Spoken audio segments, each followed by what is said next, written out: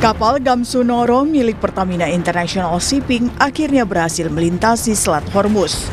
Kapal bisa keluar dari Hormuz menyusul penandatanganan nota kesepahaman Amerika-Iran pada 17 Juni lalu, di mana salah satu poinnya adalah membuka kembali Selat Hormuz sebagai jalur vital pasokan energi global.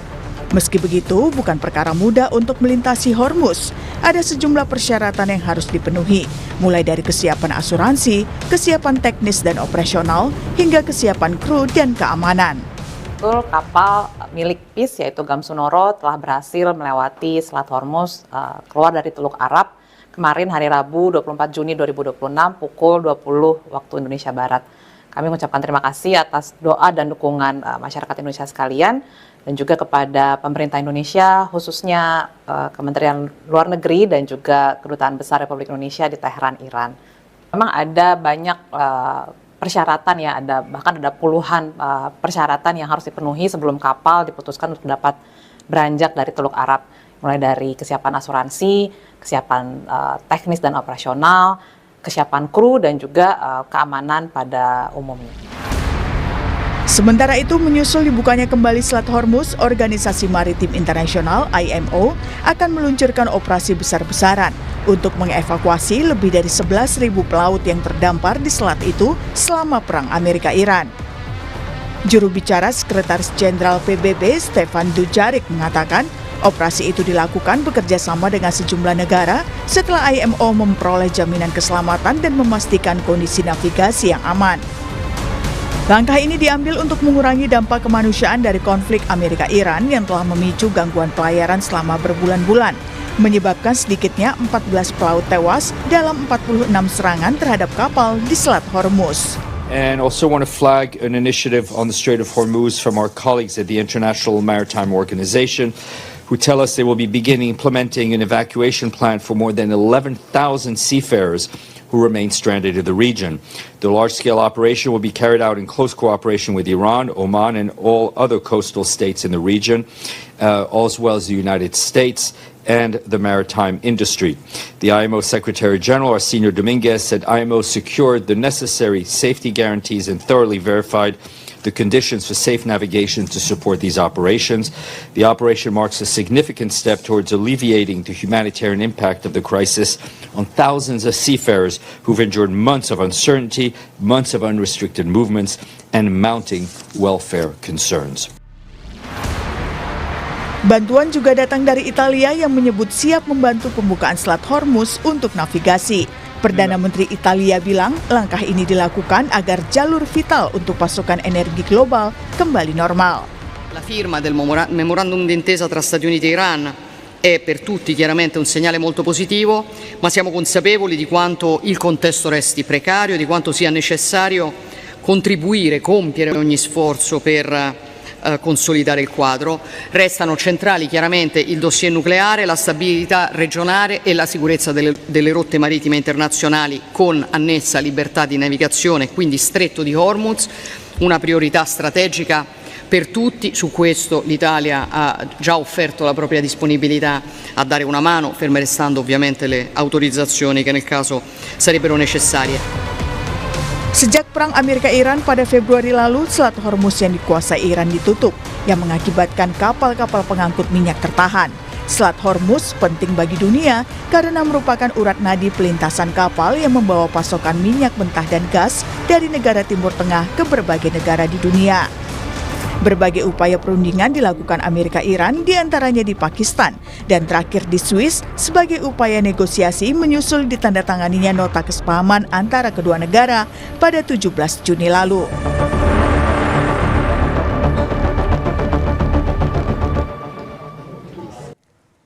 Kapal Gamsunoro milik Pertamina International Shipping akhirnya berhasil melintasi Selat Hormuz menyusul dibukanya kembali selat itu. Organisasi Maritim Internasional IMO juga meluncurkan operasi besar-besaran untuk mengevakuasi lebih dari 11.000 pelaut yang terdampar di selat itu selama Perang Amerika Serikat dan juga Iran. Kita akan bahas soal ini bersama dengan dua narasumber yang sudah hadir dalam sambungan daring. Ada pengamat Timur Tengah Faisal Assegaf dan pakar hubungan internasional Presiden University Teuku Reza Shah. Selamat pagi Mas Faisal, Pak Reza. Selamat pagi Mas Bremana, selamat pagi Pak Reza. Ya, sehat-sehat selalu Pak Reza dan juga Mas Faisal. Saya mau ke Mas Faisal terlebih dahulu. Kita bersyukur kapal kita sudah bisa lolos dari Selat Hormuz. Kemudian upaya evakuasi juga sedang dilakukan secara besar-besaran di sana. Melihat kondisi Selat Hormuz seperti ini yang mungkin masih ada ranjau laut di sana gitu Mas Faisal. Bagaimana Anda melihatnya? Apakah masih bisa aman secara full gitu untuk bisa dilakukan evakuasi besar-besaran? Ya, kalau kita bicara masalah normalnya kembali lalu lintas Selat Hormuz sebenarnya masih terlalu jauh ya, karena memang kemarin itu sehari setelah Oman bersama IMO, Organisasi Maritim Internasional yang merupakan bagian dari PBB, itu meluncurkan jalur alternatif untuk mengevakuasi sekitar 600 sampai 700 kapal, baik kapal tanker, terus kapal tunda ataupun yang lainnya, kapal dagang, kapal kargo. Itu ada sekitar 11.000 awak kapalnya itu melalui jalur yang di Oman dekat semenanjung Masandam. Nah, sedangkan jalur tengah itu memang sudah dikonfirmasi oleh Iran yang mereka memang sudah memasang ranjau. Nah, Garda Revolusi Islam Iran kemarin sudah mengancam kalau misalkan Oman bersama IMO atau Organisasi Maritim Internasional tetap melanjutkan jalur alternatif yang ada di dekat lepas pantai Oman. Garda Revolusi Islam Iran, Angkatan Lautnya mengancam akan menyerang kapal manapun yang mau melintas masuk ataupun keluar dari Selat Hormuz. Jadi ancaman itu sudah dikemukakan, sudah disampaikan ke semua kapal melalui radio VHF channel 16. Itu sudah diberi peringatan semua kapal kalau memang ikut dengan jalur alternatif yang disepakati oleh Oman dengan IMO, maka itu bisa jadi ancaman serangan dari Iran. Nah, kalau saya melihat begini, saya melihatnya Oman seperti mengkhianati Iran. Karena kalau dalam klausul kelima dari 14 poin di nota kesepahaman Amerika dengan Iran, itu kan akan dibahas bareng-bareng antara Iran dengan Oman mengenai administrasi lalu lintas maritim di Selat Hormuz.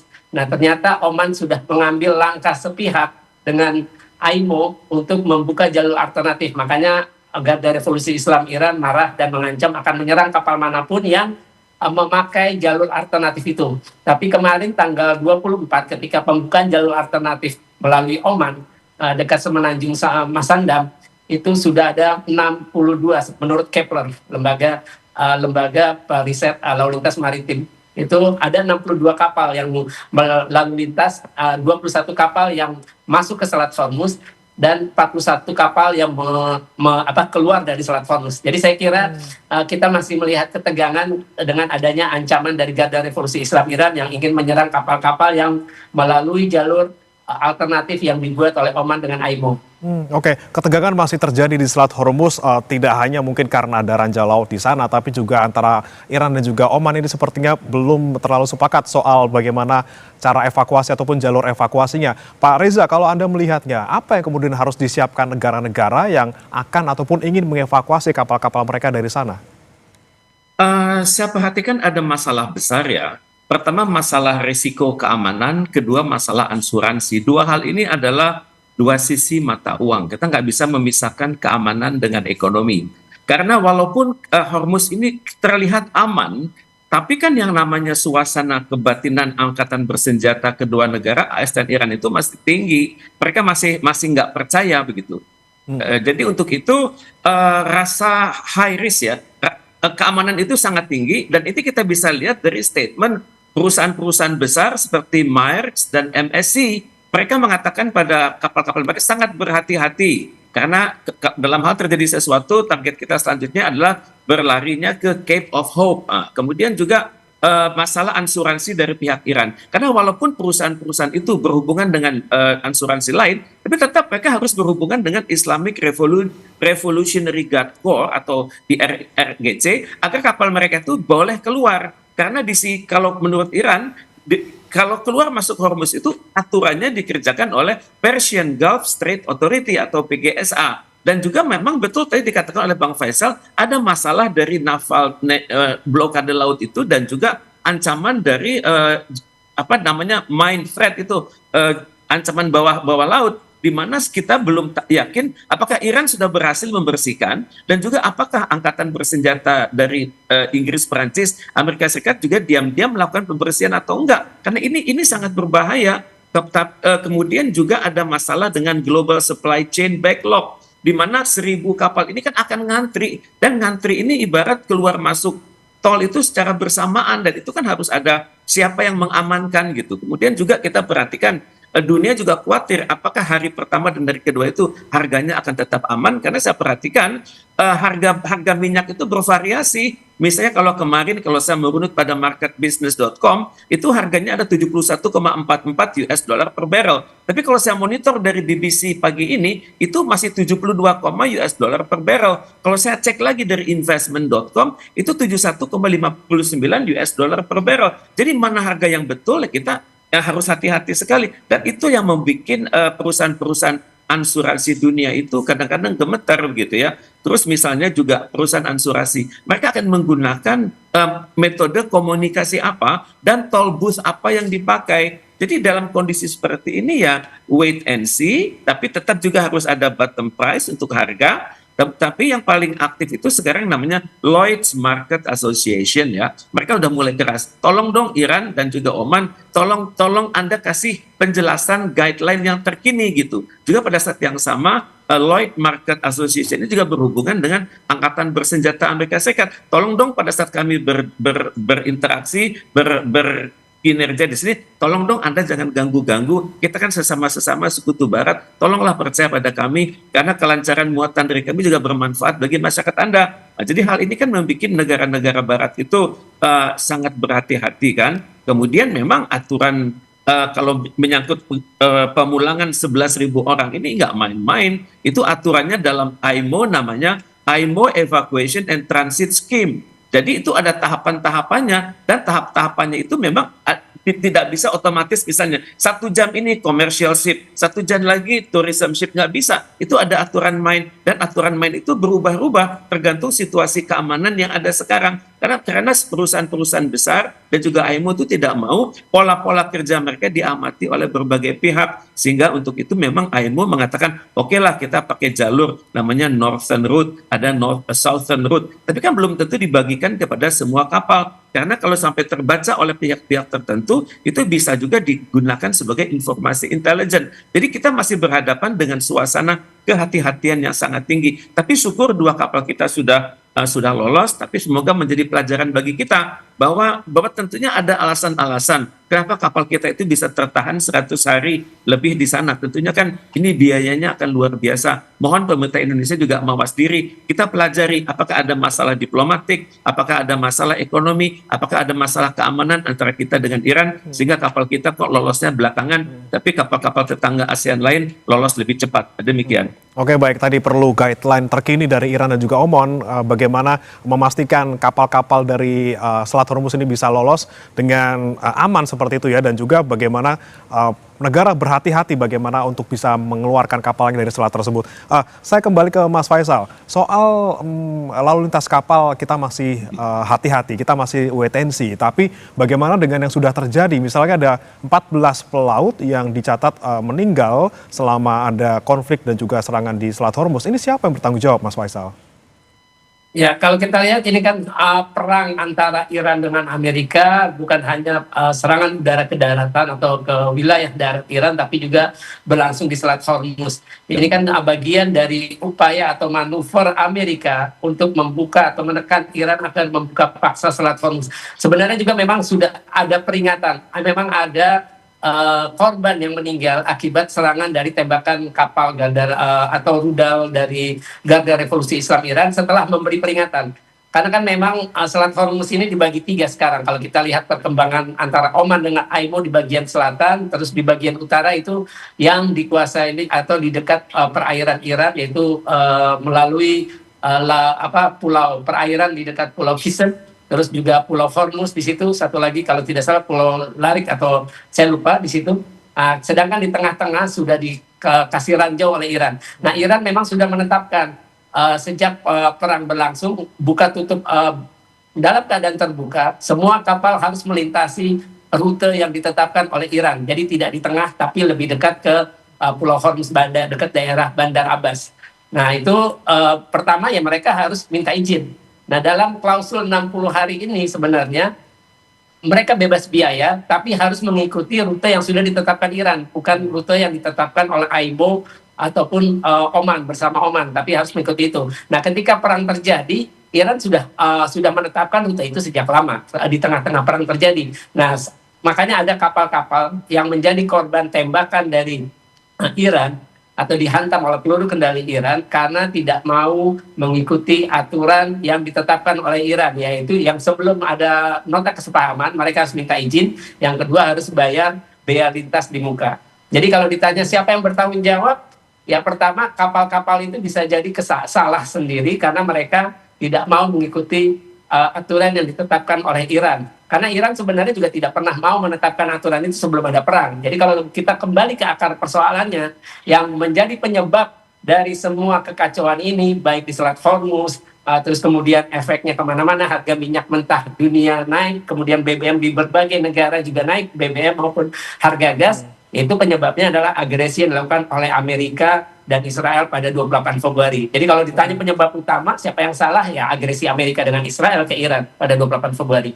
Oke, baik. Kalau itu kan menurut aturan dari Iran gitu, Mas Faisal. Saya mau ke Pak Reza. Ya. Kalau secara internasional sebenarnya aturannya seperti apa kalau kita melihat ada korban yang jatuh di Selat Hormuz, ada 14 orang paling tidak di sana.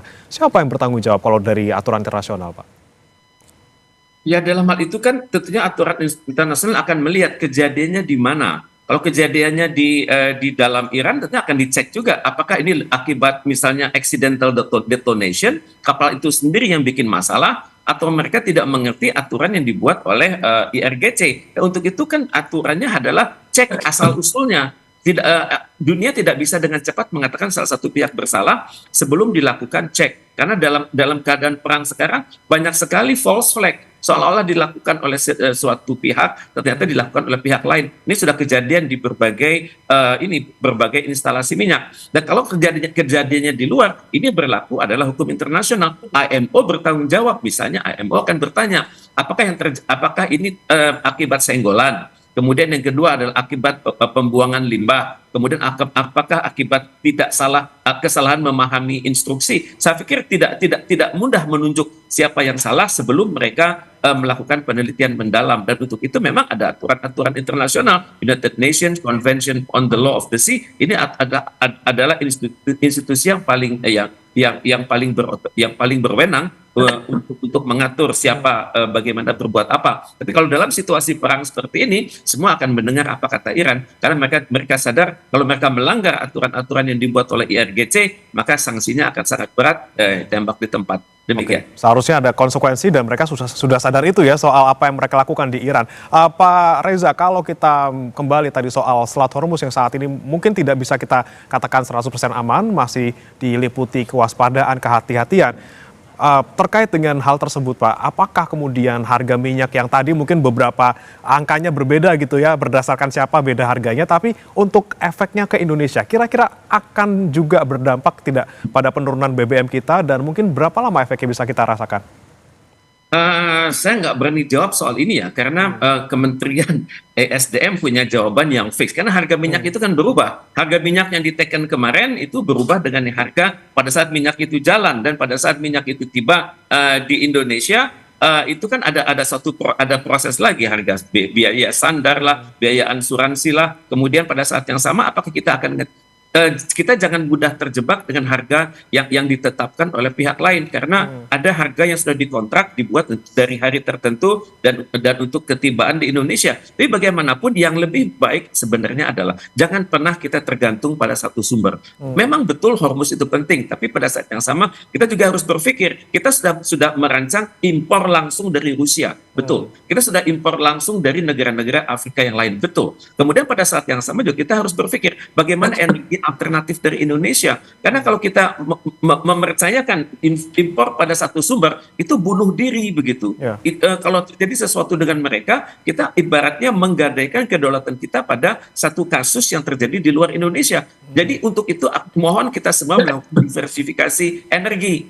kita tidak tergantung lagi pada, oke kita tergantung pada minyak, tapi tolong ke depannya Indonesia mengandalkan nuklir, ke depan Indonesia mengandalkan geothermal, ke depan Indonesia mengandalkan energi matahari, ke depan Indonesia mengandalkan energi angin. Jadi semua item yang masuk green energy hendaknya kita siapkan dengan sungguh-sungguh. Dan untuk itu manusia-manusia Indonesia, tepatnya yang berada pada usia muda, yang masuk dalam kategori demographic bonus, mohon dari sekarang belajar energi dengan sungguh-sungguh, terutama sekali STEM, Science, Technology, Engineering, dan Mechatronics, dan bahasa asing, sehingga mereka bisa menjadi aktor-aktor internasional yang berkualitas, karena mereka akan jadi tanggung jawab kita di masa depan. Indonesia harus cari alternatif sumber lain, dan juga bagaimana alternatif energi yang lainnya selain minyak gitu ya, karena tidak serta-merta apa yang terjadi di Hormuz sekarang bisa berpengaruh langsung terhadap harga minyak kita. Saya ke Mas Faisal. Mas Faisal, ini soal gencatan senjata dan juga kesepakatan sementara ini berlaku selama 60 hari ke depan. Iran sudah setuju untuk tidak memberikan tarif untuk lewat Selat Hormuz asalkan lewat jalur yang dia tentukan. Tapi nextnya seperti apa, Mas Faisal? Karena Amerika Serikat tetap ngotot tidak mau kalau nanti ada tarif yang ditarik di Selat Hormuz. Sementara Iran kemungkinan akan membahas ini bersama Iran soal pengenaan tarif ini. Ya, memang ada 5 pasal yang memang yang harus segera dilaksanakan ketika penekanan perjanjian, yaitu pasal 1 soal gencatan senjata, pasal 4 soal pencabutan blokade laut yang dilakukan Angkatan Laut Amerika, terus kemudian juga pasal 5 mengenai pembukaan Selat Hormuz tanpa tarif selama 60 hari. Tanpa tarif bukan berarti bisa bebas, tapi harus melalui rute yang sudah ditetapkan oleh Iran dan atas izin Iran. Jadi bukan sekedar melewati rute, kalau tidak diizinkan oleh Iran ya tidak bisa lewat. Kemudian pasal 10 soal, kalau tidak salah, soal pencabutan sanksi, pasal 11 soal pencairan aset. Ini 4 pasal, 5, 1, 4, 5, 10, 11, 5 pasal ini sebenarnya harus segera diimplementasikan pada saat nota kesepahaman ditandatangani. Tapi kita lihat itu masih belum sempurna, bahkan ada yang belum dilaksanakan. Pasal 1 klausul nomor 1 penghentian perang di semua front termasuk Lebanon itu juga tidak segera dilaksanakan oleh Amerika sebagai penandatangan nota kesepahaman karena tidak mampu mengendalikan. Kemudian juga soal Selat Hormuz tadi, ternyata IMO dengan Oman bermain sendiri tanpa melibatkan Iran, dan itu Garda Revolusi Islam sudah marah dan mengancam. Terus juga soal pencairan aset dana itu juga belum dilakukan. Nah, memang di internal Iran sendiri terjadi perselisihan. Pemimpin tertinggi tidak suka dengan 14 nota kesepahaman yang memang sebenarnya tidak sesuai dengan perintah dari pemimpin tertinggi Iran, Mujtaba Khamenei. Bahkan beberapa anggota parlemen termasuk Mahmoud Nabavian juga mempertanyakan klausul yang harus masalah uranium dipersoalkan. Selat Hormuz juga akhirnya dibuka tanpa bea lintas selama 60 hari. Bisa saja nantinya pemimpin tertinggi Iran melihat bahwa para perunding dan pemerintah Iran tidak bertanggung jawab atas 14 klausul itu, dia bisa saja memveto nota kesepahaman ini dan kembali melanjutkan perang dengan Amerika maupun Israel. Oke, nah kalau menurut Pak Reza seperti apa? Apakah tadi seperti Mas Faisal kemungkinan bisa tercetus kembali perang? Walaupun misalnya 14 poin-poin ini sepertinya banyak sekali yang menguntungkan Iran, tapi kemudian banyak juga yang kemudian tidak dilakukan secara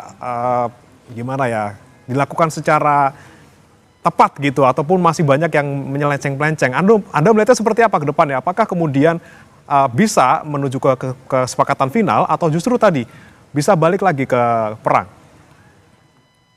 Ini kan yang dikhawatirkan oleh dunia kan, terjadi perang lebih lanjut kan. Tapi kalau saya perhatikan dari Iran, kalau tadi kita menyimak penjelasan dari Bang Faisal, itu memang terjadi ketidaksesuaian antara ide dari pimpinan tertinggi dengan para eksekutor di lapangan kan. Memang coba kita, kalau saya menempatkan diri pada posisi mereka yang berdialog di lapangan, tentunya dalam bayangan mereka sudah memiliki mandat sepenuhnya. Karena yang dikirim oleh Iran itu kelas-kelas berat itu ketua DPR dan menteri luar negeri, dan mereka kalau berjalan itu kewibawaannya tinggi. Jadi tentunya saya pikir pihak Iran juga berpikir bahwa kalau bukan 2 orang ini yang kita kirimkan, belum tentu mereka memiliki wakil yang lebih baik lagi. Dan untuk itu saya pikir memang dalam diplomasi gejolak itu biasa kan. Tapi sementara Iran sudah unggul mutlak dari 14 item tersebut. Berbagai kalangan di dalam negeri Amerika Serikat mengatakan Iran sudah mendapatkan hal-hal yang tidak mereka dapatkan sebelumnya. Mereka sebelumnya ingin sekali duitnya kembali, sekarang sudah kembali. Kemudian sekarang kita juga sebelumnya Iran juga sudah mendesak agar markas basis militer Amerika Serikat dibekukan, sudah dibekukan. Jadi menurut pandangan Amerika Serikat, Iran sudah mendapatkan apa yang mereka inginkan diam-diam, tapi sulit mereka nyatakan. Jadi sekarang Iran sudah menang. Cuman nanti kalau kembali ke depan, memang tergantung bagaimana para eksekutor di lapangan ini, para anggota ketua DPR dan Menteri Luar Negeri ini berkomunikasi kembali dengan Ayatullah. Karena bagaimanapun Ayatullah kita harus mengerti lah. Ayatullah itu sangat kaya pada level filosofis, betul. Pada level idealisme dia sangat tinggi. Tapi kalau sudah berbicara realitas, tentunya semua kalangan Iran juga harus berpikir untuk semua yang maksimal, mana yang tetap bisa dipertahankan. Dan untuk itu saya pikir memang Ayatullah punya hak terakhir ya. Dia memang primus inter pares, dia memang yang paling tinggi, memang dia yang bisa membatalkan. Tapi bagaimanapun Ayatullah Iran juga kita perhatikan adalah mereka yang sudah yang terdidik secara religius sangat tinggi dan juga secara akademis sangat tinggi. Saya pikir Ayatullah juga akan mengerti bahwa dalam hal mencapai suatu kesepakatan abadi, sepanjang ada nilai-nilai Iran yang dimuliakan seperti apa ya, kemuliaan Persia, kemudian bukti bahwa dia merupakan representasi Islam sedunia dan dia satu-satunya kekuatan yang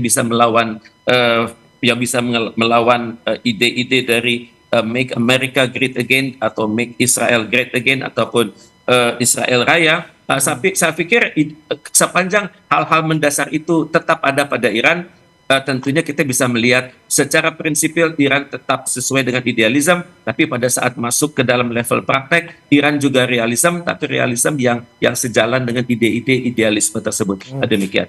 Oke, baik. Mas Faisal, saya ke Anda terakhir. Dengan sikap Iran yang seperti itu, mungkin paling tidak selama 60 hari kesepakatan sementara ini berlangsung, bisakah kemudian tetap paling tidak saling serang lagi? Apalagi masih ada gangguan dalam tanda kutip dari Israel yang selalu menyatakan penolakan terhadap kesepakatan antara Amerika Serikat dan juga Iran. Seperti apa, Mas? Ya memang benar seperti Pak Reza. Secara teori Iran menang, tapi pada prakteknya itu tidak terjadi. Kita lihat membebaskan itu, kemudian ada pasal pertama yang paling krusial, hentikan perang di semua front pun itu tidak bisa dilaksanakan. Tidak bisa dijamin oleh Amerika karena tidak bisa mengendalikan Netanyahu atau memaksa Netanyahu untuk menarik pasukannya dari Lebanon Selatan.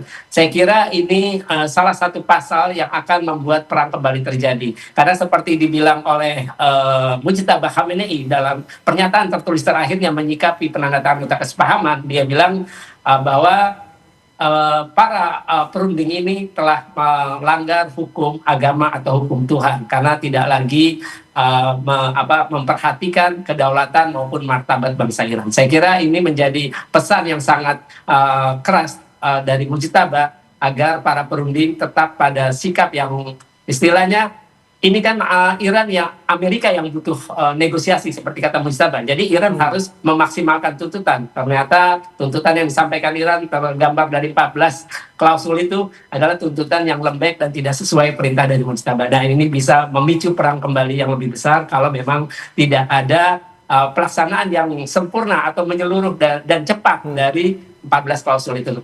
Oke, tentunya yang saat ini penting gitu ya Mas Faisal kita cermati dan juga kita nantikan adalah kedua belah pihak sama-sama saling menghormati kesepakatan, kemudian memastikan memenuhi apa yang kemudian sudah disepakati sementara ini paling tidak supaya nanti ketika ada kesepakatan akhir ketika sudah akan lewat 60 hari semuanya bisa sesuai dengan kemauan masing-masing, seluruh pihak mendapatkan apa yang dimau dan juga paling tidak konflik tidak terjadi lagi. Terima kasih Mas Faisal Assegaf, pengamat Timur Tengah, dan juga Pak Teguh Reza Syah, pakar hubungan internasional Presiden University sudah bergabung di Sapa Indonesia Pagi. Selamat pagi Bapak-Bapak. Selamat pagi Mas Bremana, selamat pagi Pak Reza, terima kasih. Terima kasih Kompas, terima kasih.